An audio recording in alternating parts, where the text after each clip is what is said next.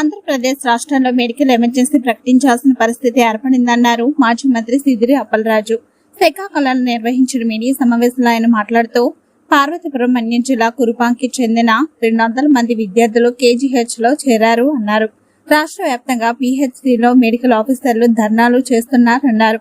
ఈ నెల 10వ తేదీ నుండి రాష్ట్ర వ్యాప్తంగా ఆరోగ్యశ్రీ ఆగిపోయిన ప్రభుత్వం పట్టించుకోలేదని ఆరోపించారు.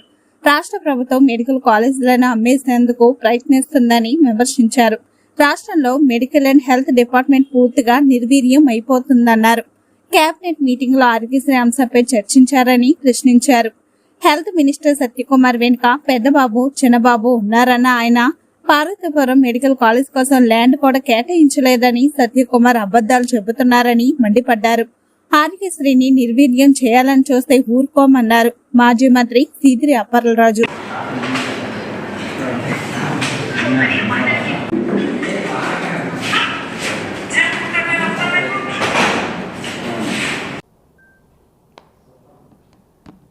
వచ్చిందా రాజు?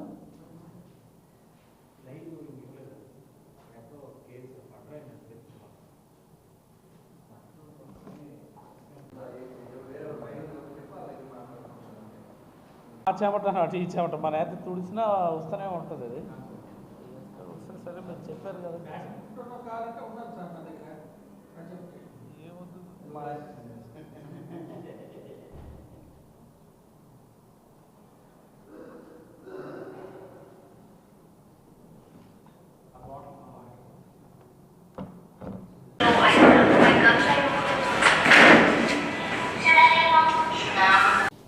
హాజరైనటువంటి ప్రింట్ అండ్ ఎలక్ట్రానిక్ మీడియా సోదరులు మీకు అందరికీ కూడా పేరు పేరున ధన్యవాదాలు తెలియజేస్తా ఉన్నాను. ఈరోజు రాష్ట్రంలో ఉన్నటువంటి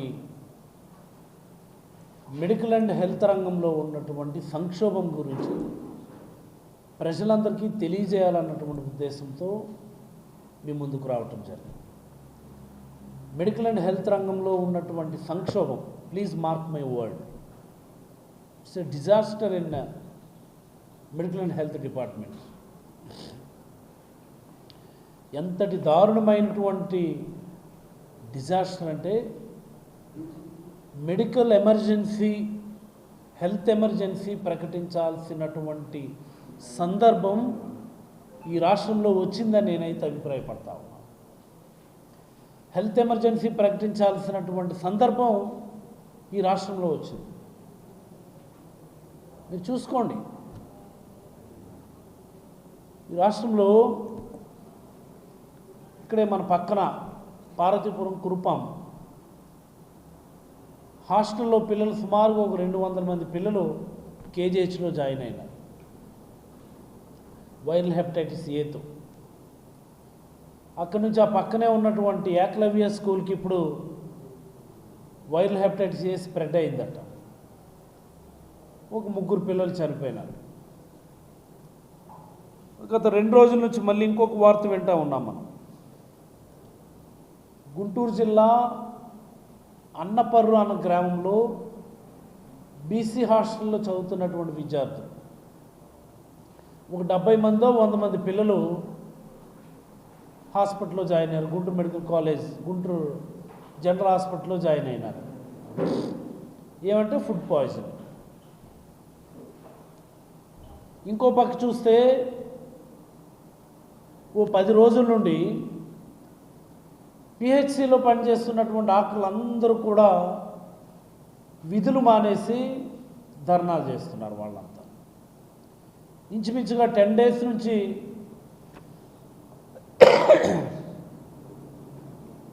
ఇది కంటిన్యూ అవుతుంది. ఒక 10 రోజుల నుంచి PHC మెడికల్ ఆఫీసర్స్ అందరూ కూడా ధర్నాలు చేస్తున్నారు. వాళ్ళంతా మొన్న 10వ తేదీ నుంచి, అంటే 3 డేస్ అవుతుంది ఈ రోజుకి, ఆరోగ్యశ్రీ ఆపేస్తున్నారు పూర్తిగా. అన్ని ఆరోగ్యశ్రీ హాస్పిటల్స్ ఎదురుగా ఇదిగోండి ఈ మాదిరి బోర్డులు పెట్టేశారు. అన్ని హాస్పిటల్స్ ఎదురుగా ఈ మాదిరి మీరు చూడొచ్చు. అన్ని హాస్పిటల్స్ ఎదురుగా కూడా ఈ మాదిరి బోర్డులు పెట్టేశారు. నేను కొన్ని సరదాగా సేకరించాను, ఏ హాస్పిటల్స్ ఎదురుగా పెట్టినారు ఏంటి కదా అనేది. అన్ని హాస్పిటల్స్ ఎదురుగా ఈ మాదిరి బోర్డులు పెట్టేశారు. 10వ తేదీ నుంచి మేము ఆరోగ్యశ్రీ మరి అమలు చేయలేము అని.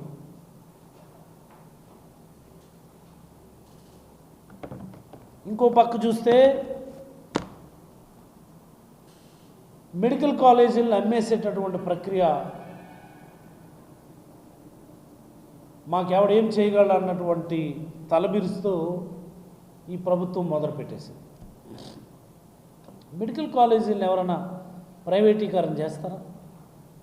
ఇంత సిగ్గుమాలిన ప్రభుత్వం దేశంలో ఎక్కడైనా ఉంటుందా? రాకు వచ్చినటువంటి ఒక గొప్ప అవకాశం చంద్రబాబు నాయుడు గారు. చెప్పుకోపోని నేనే ఈ కాలేజీలు మొదలు పెట్టానని గొప్పగా చెప్పుకోండి, మీరు ఎవడొద్దన్నాడు? ఇప్పుడు మొదలు కాని కాలేజీల్ని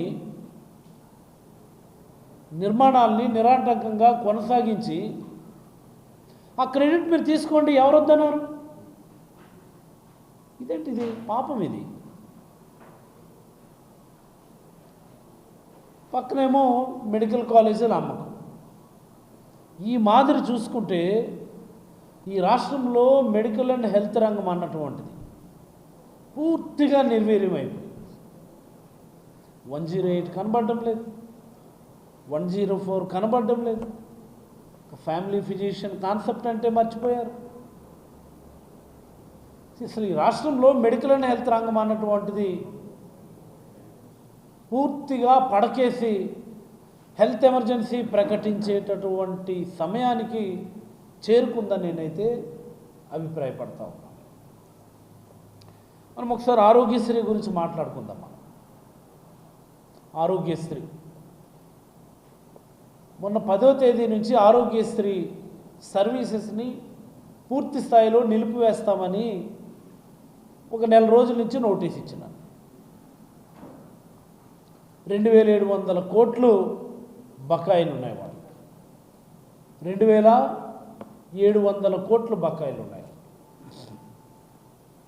అన్లెస్ అదర్వైజ్ మీరు డ్యూస్ క్లియర్ చేస్తే తప్ప మేము మరి సర్వీసెస్ కంటిన్యూ చేయలేమని చెప్పి ఆశా అసోసియేషన్ వాళ్ళు, అంటే ఆంధ్రప్రదేశ్ స్పెషాలిటీ హాస్పిటల్స్ అసోసియేషన్ వాళ్ళు నోటీస్ ఇస్తే కనీసం ఈ ప్రభుత్వానికి చీమ కుట్టినట్టయినా కూడా అనిపించకపోవడం అత్యంత బాధాకరం.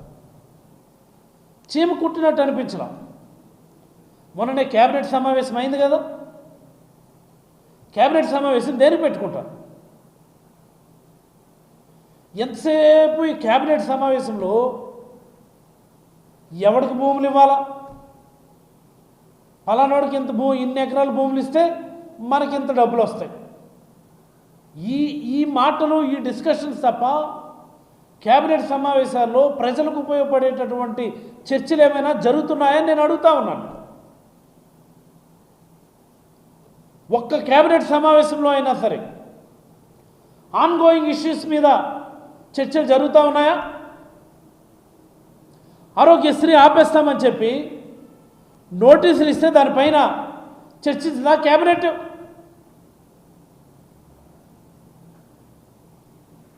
కంటింజెన్సీ మెజర్స్ ఏంటనేది ఆలోచించరా?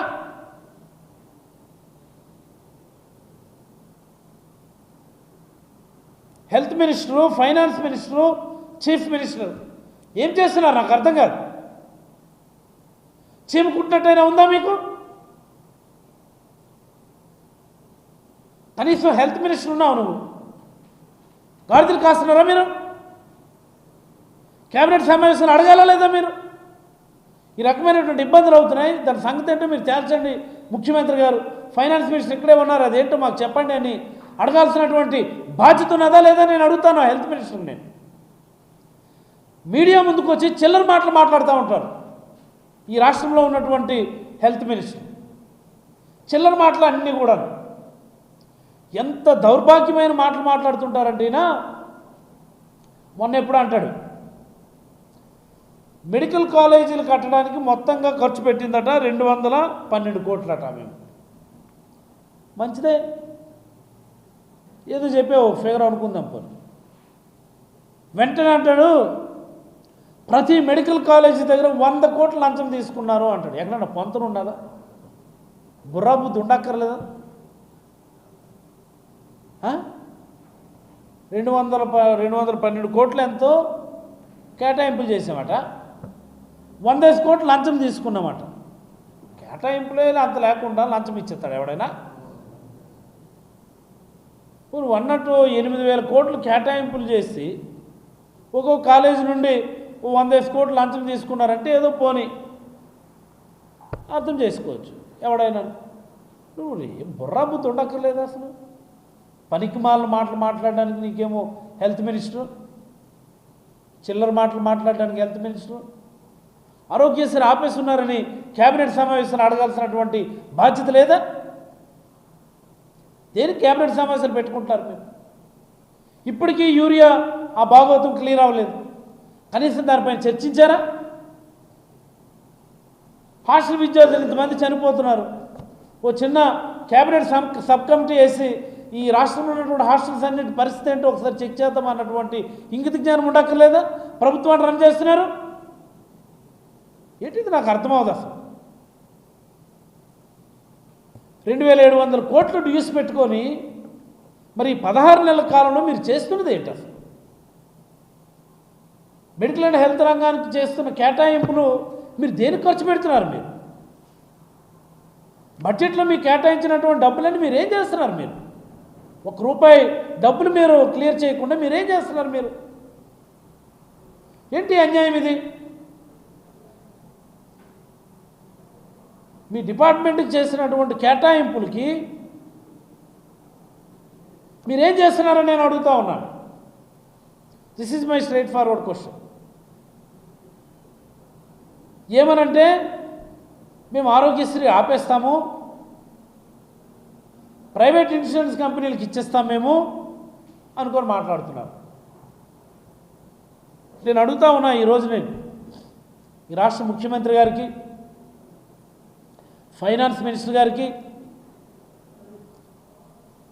హెల్త్ మినిస్టర్ గారికి, మీరు చెప్తున్నటువంటి ప్రోగ్రాం ఏదైతే ఉందో, ప్రైవేట్ ఇన్సూరెన్స్ ప్రోగ్రాం ఏదైతే ఉందో,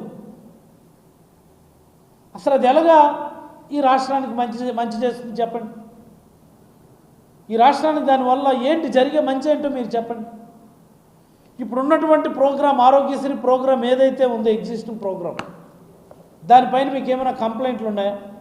ఇదిగో ఇలా చేస్తే ఇంకా బాగుంటుంది, ఈ రకంగా చేస్తే బాగుంటుంది అన్నటువంటి కంప్లైంట్స్ కానీ ఫీడ్బ్యాక్ కానీ మీ దగ్గర ఉందా? మీరు ఏమైనా దానిపైన రీసెర్చ్ చేశారా? ఓ థర్డ్ పార్టీ ఏజెన్సీ పెట్టి ఎగ్జిస్టింగ్ ఆరోగ్యశ్రీ ప్రోగ్రామ్ని ఇంకా మెరుగుపరిచేది ఎలాగా అన్నటువంటి ఒక వర్కౌట్ చేశారా?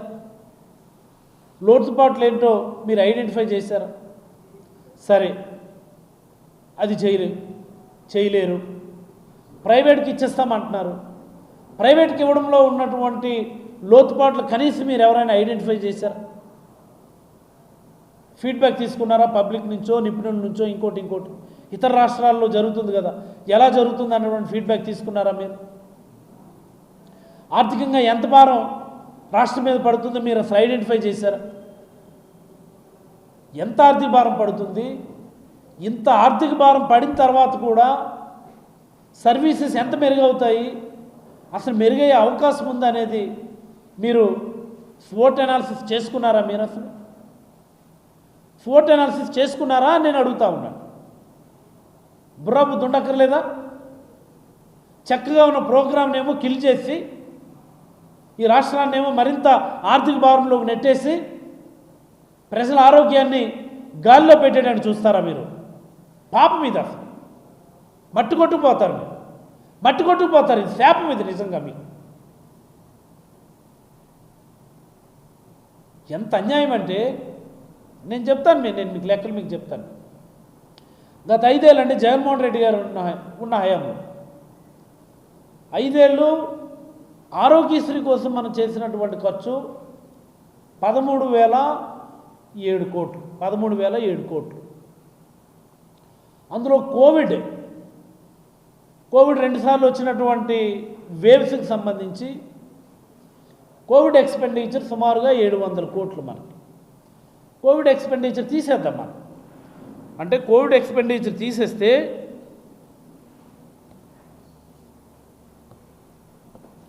మనకెంత?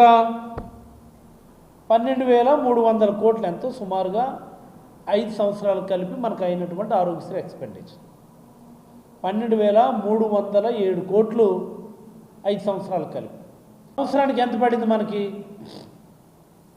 2,573 కోట్లు సంవత్సరానికి పడింది. పోనీ రౌండ్ ఫిగర్ చేసుకుంటే సంవత్సరానికి 2,500 కోట్లు ఆరోగ్యశ్రీకి మనకు ఖర్చు అయింది. మనకి ఇదే కదా.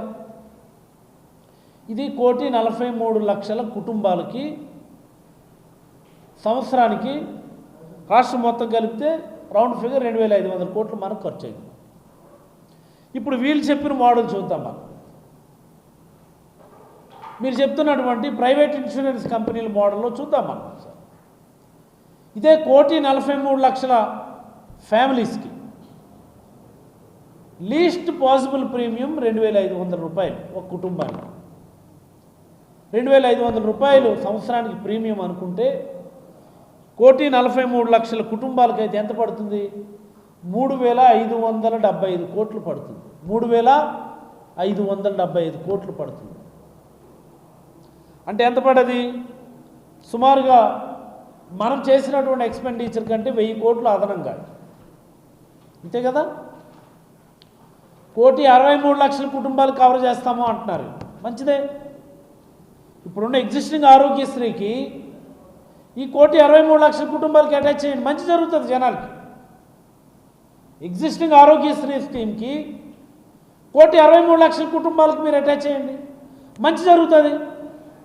అదే వదిలేసి ప్రైవేట్ వాళ్ళకి ఇస్తామంటారు. 1,63,00,000 కుటుంబాలకి మీరన్న 2,500 రూపాయలు ప్రీమియం గవర్నమెంట్ కట్టాల్సి వస్తే సంవత్సరానికి ఎంత పడుతుందండి? 4,075 కోట్లు పడుతుంది. 4,075 కోట్లు అంటే మనం చేసినటువంటి ఎక్స్పెండిచర్ కంటే సంవత్సరానికి అదనంగా 1,500 కోట్లు పడుతుంది. అంటే రాబోయే 4 సంవత్సరాల్లో తీసుకుంటే ఎంత? 6,000 కోట్లు అదనంగా పడుతుంది. ఇవన్నీ ఎవరి జేబులోకి వెళ్తాయి? ఇవన్నీ ఎవరి జేబులోకి వెళ్తాయి? అది కూడా ఇదేంటిది? 2,50,000 కవరేజ్ వరకే ఇదంతా కూడా. 2.5 lakhs కవరేజ్ వరకే ఇది. హైబ్రిడ్ మోడల్ అంటుంది కదా ఈ గవర్నమెంట్. 2.5 lakhs కవరేజ్ వరకు ప్రైవేట్ ఇన్సూరెన్స్ కంపెనీ వాళ్ళు చూస్తారు.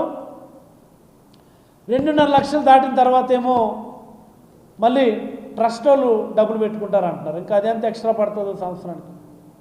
ఏం లేదన్న సంవత్సరానికి అదొక 700,000 కోట్లు అవుతుంది కదా. 2.5 లక్షలు పైబడి ట్రీట్మెంట్స్, ప్రధానంగా ఆంకాలజీ ట్రీట్మెంట్స్ అన్నీ కూడా, క్యాన్సర్ రిలేటెడ్ ట్రీట్మెంట్స్ అన్నీ కూడా మోర్ దాన్ 2.5 lakhs అవుతాయి. అంటే వీటన్నిటినీ మళ్ళీ ట్రస్ట్ మోడల్లో చెల్లింపులు చేయాలి. తక్కువలో తక్కువ ఏం లేదన్నా సంవత్సరానికి ఒక 700 కోట్ల నుంచి 1000 కోట్లు చెల్లింపులు చేయాలి. అంటే అదొక 6,000 కోట్లు 4 సంవత్సరాలకి, ఇదొక 4,000 కోట్లు. అంటే అదనంగా 10,000 కోట్లు ప్రభుత్వం మీద భారం మోపుతా ఉన్నారు. మరి ఇంత చేసి సర్వీసెస్ ఏమైనా బెటర్ అయ్యే అవకాశం ఉందా ఈ ప్రైవేట్ మోడల్లో? I'm asking simple question. Private వాళ్ళకి బాధ్యత ఉంటుందా అని నేను అడుగుతా ఉన్నాను. ప్రైవేట్ వాళ్ళు బాధ్యత తీసుకుంటారా? టైంకి వాళ్ళు ఇన్సూరెన్స్ క్లెయిమ్స్ అప్రూవల్స్ ఇస్తారా? మీకు చిన్న గమ్మత్తు చూపించాలండి. ప్రైవేట్ వాళ్ళ సిస్టమ్ ఎలా ఉంటుందంటే, ఏమంత మన పెద్ద తెలియదు ఏం కాదు కదా.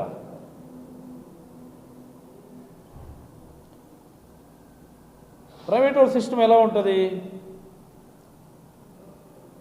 ఇప్పుడు మేము ఆరోగ్యశ్రీ నడపలేమని చెప్పి ఆశా అసోసియేషన్ వాళ్ళు గవర్నమెంట్కి నోటీస్ ఇచ్చారు. ప్రైవేట్ వాళ్ళు, సూపర్ స్పెషాలిటీ హాస్పిటల్స్ వాళ్ళంతా కూడా గవర్నమెంట్కి ఏమో నోటీస్ ఇచ్చారు. నోటీస్ ఇస్తే చంద్రబాబు చాలా సరదాగా మెడికల్ కాలేజీలు ప్రైవేటైజ్ చేసేస్తాం, ప్రైవేటైజ్ చేసేస్తే మంచి జరుగుతుంది, పీపీపీ మోడల్లో ఎవరికి ఇబ్బంది ఉండదు, నానా కాకమ్మ కబుర్లు చెప్తున్నాడు కదా చంద్రబాబు నాయుడు. చూడండి, మొన్న 10వ తేదీనే Andhra Pradesh private medical and dental colleges association వాళ్ళు చూసారా, Andhra Pradesh private medical colleges, private dental colleges managements association వాళ్ళు ఒక లెటర్ పెట్టారు గవర్నమెంట్కి. మేము కూడా ఈ ఆశా వాళ్ళ స్ట్రైక్ ఏదైతే ఉందో, ఆరోగ్యశ్రీ నడపలేకపోవడం అన్నటువంటిది ఏదైతే ఉందో, వాళ్ళకు మేము సంఘీభావం ప్రకటిస్తున్నాం. మేము కూడా ఆరోగ్యశ్రీ నడపలేము, మేము కూడా ఆరోగ్యశ్రీని అయితే మేము నడపలేము, బ్లాక్మెయిల్ చేయటం గవర్నమెంట్కి సింపుల్. కాకపోతే అండర్ గ్రాడ్యుయేట్స్ ఎగ్జామ్స్ అవుతున్నాయి కాబట్టి ప్రస్తుతానికైతే మేము స్ట్రైక్లో పార్టిసిపేట్ చేయం, కానీ వీళ్ళు చేస్తున్నటువంటి స్ట్రైక్ మేము మద్దతు తెలుపుతున్నాము అని చెప్పి వాళ్ళకి లెటర్ పెట్టారు. చూసారా, అంటే ఈ రాష్ట్రంలో ఉన్నటువంటి మెడికల్ కాలేజెస్ని అమ్మేస్తే రాబోయే రోజుల్లో ఏం జరుగుతుంది అనేది ఈరోజు వాళ్ళు ఒక చిన్న లెటర్ ద్వారా వాళ్ళు ఒకటి ప్రూవ్ చేశారు.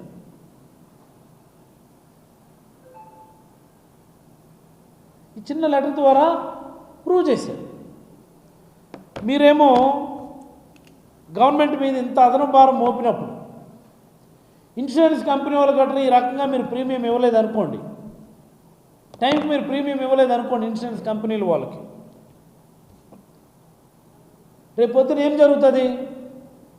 Private hospital versus the insurance company, not with the government. ఇప్పుడంటే గవర్నమెంట్ కాబట్టి ఈరోజు కాకపోతే రేపు, రేపు కాకపోతే ఎల్లుండి ఇస్తుందని చెప్పి వాళ్ళు ఏదో నోటీసులు ఇస్తారు, గవర్నమెంట్ ఎంతో కొంత బిల్స్ రిలీజ్ చేస్తుంది, చిట్టుకోనైనా కంటిన్యూ చేస్తారు ప్రోగ్రామ్. రేపు పొద్దున ఏం జరుగుతుంది? ప్రైవేట్ ఇన్సూరెన్స్ మోడల్లో అయితే insurance company versus the hospital. అబ్బాయి వీడు మనకు టైంకి ఇవ్వడం లేదురా వీడు డబ్బులు అని చెప్పి ప్రైవేట్ హాస్పిటల్లో ఏం చేస్తాడు? టేకప్ చేయడం అంతే, ఆరోగ్యశ్రీ కింద టేకప్ చేయడు.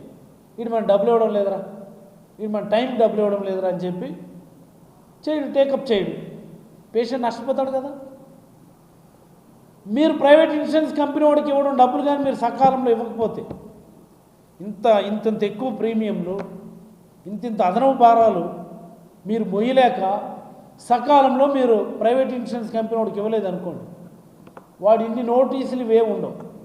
ఆ నేరుగా ప్రైవేట్ హాస్పిటల్స్ వాడికి ఒక లెటర్ పెట్టుకుంటాడు, ఒరే బాబు మీరు ఏవి కూడా మీరు ఇన్సూరెన్స్ మోడ్లో మీరు చెయ్యొద్దు, మా గవర్నమెంట్ డబ్బులు ఇవ్వడం లేదు కాబట్టి మేము మీకు టైం డబ్బులు ఇవ్వడం లేదు, మీరు టేకప్ చేయొద్దని చెప్పి లెటర్ పెట్టేస్తాడు, దుకాణం తాళం వేసుకొని కూర్చుంటాడు.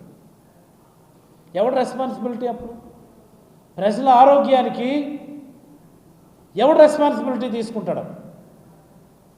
ఈ బ్లాక్మెయిల్ అంశాలకి హూ విల్ బి రెస్పాన్సిబుల్? ఎవడు ఆలోచిస్తున్నాడు ఇవన్నీ? అసలు ఈరోజు రాష్ట్రంలో ఎవరు ఇలాంటి ప్రపోజల్స్ పెడుతున్నారు ఈ ప్రభుత్వంలో? ఎందుకు ఇంత పెడసరి నిర్ణయాలు తీసుకుంటున్నారు? అసలు ఆరోగ్యశ్రీ ఆగిపోయి పేషెంట్లు పెట్టలాగా లేచిపోతూ ఉంటే కనీసం ఈ ప్రభుత్వంలో చలనం లేదు. అసలు 600 కోట్లు రిలీజ్ చేస్తున్నాం అనుకొని చెప్పి అన్నాడు మొన్న హెల్త్ మినిస్టర్. సిఎఫ్ఎంఎస్కి ఏమో 240 కోట్లు ఎంత అప్లోడ్ చేశారట, ఇంకో 400 కోట్లు అసలు అప్లోడ్ చేయలేదట. ఇంకా గట్టిగా అడిగితే అంటారట ఆయన 2100 కోట్లు అంటే 2100 కోట్లు స్క్రూటీకి పంపించిన బిల్స్ అనుకొని అంటున్నాడు ఆయన. స్క్రూటీ ఏంటి మళ్ళీ దీనికి? స్క్రూటీ పేషెంట్ జాయిన్ అయినప్పుడు అన్ని స్క్రూటీ చేసుకుంటారు కదా. హాస్పిటల్లో పేషెంట్ అడ్మిట్ అయినప్పుడు పేషెంట్ వాళ్ళ తాలూకా finger prints, video calls, video messages అన్నీ మీరు తీసుకునే కదా ప్రీ ఆథరైజేషన్ ఇస్తారు. మీరు అప్రూవల్స్ ఇస్తారు? అవేవి లేకుండా అప్రూవల్స్ ఇస్తారా? పేషెంట్ హాస్పిటల్లో అడ్మిట్ అయ్యాడు అన్నటువంటిది వీడియోలో మీరు కన్ఫర్మ్ చేసుకొని ఫింగర్ ప్రింట్స్ తీసుకునే కదా మీరు అప్రూవల్స్ ఇస్తారు. మీరు మళ్ళీ దీనికి బిల్స్కి స్క్రూటనైజేషన్ ఏంటి? ప్రైవేట్ హాస్పిటల్స్ వాళ్ళు అఫెండ్ అవ్వరా? అంటే దీనిలో కూడా మీరు లంచాలు ఎక్స్పెక్ట్ చేస్తున్నారు అన్నటువంటిది చాలా క్రిస్టల్ క్లియర్గా తేటతెల్లం అవుతుంది. వన్స్ హెల్త్ మినిస్టరే నేరుగా బిల్స్ అన్ని మేము స్క్రూటనైజ్ చేస్తున్నాము అన్నాడంటే ఏంటి? ఈ ఎంటైర్ ఈ వ్యవహారం అంతా కూడా ఆయన హ్యాండ్స్లోకి తీసుకొని బెదిరిస్తాడు ఆయన ఓటాల కోసం, పర్సంటేజ్ల కోసం. కేవలం ఈ బిల్స్లో పర్సంటేజ్ కోసమే ఈ హెల్త్ మినిస్టర్ ఈ ప్రైవేట్ నెట్వర్కింగ్ హాస్పిటల్స్ బిల్స్ అన్నింటినీ కూడా స్క్రూటనైజ్ చేస్తున్నామని చెప్పి భయపెడుతున్నాడని నేనైతే ప్రజలందరికీ తెలియజేయదలుచుకున్నాను. నీ లంచాల కోసం, నీ ఓటాల కోసం, నీ పర్సంటేజ్ల కోసం ఈ రాష్ట్రంలో ఉన్నటువంటి వైద్య రంగాన్ని భ్రష్టు పట్టించేస్తూ ఉన్నావు సత్యకుమార్ అని సందర్భంగా నేనైతే హెల్త్ మినిస్టర్ని అడుగుతూ ఉన్నాను. ఇవన్నీ సత్యకుమార్ గారే చేస్తున్నారని అనుకోవడానికి లేదు. ఇవన్నీ ఆయనకు అన్ని తెలివితేటలు పెంచంటే ఆయన కూడా నాలుగు రాజకీయాలు జూనియరే. ఆయనకు అన్ని తెలివితేటలు ఉండవు. ఆయన ఏదో గాలివాటంగా ఎమ్మెల్యే అయినారు, బీజేపీ వాళ్ళ అనుగ్రహంతో మంత్రి అయిపోయాడు ఆయన. వీటన్నిటి బ్యాక్గ్రౌండ్ పెదబాబు చిన్నబాబు దగ్గరుండి నడిపిస్తున్నారని నేనైతే అభిప్రాయపడతా ఉన్నాను.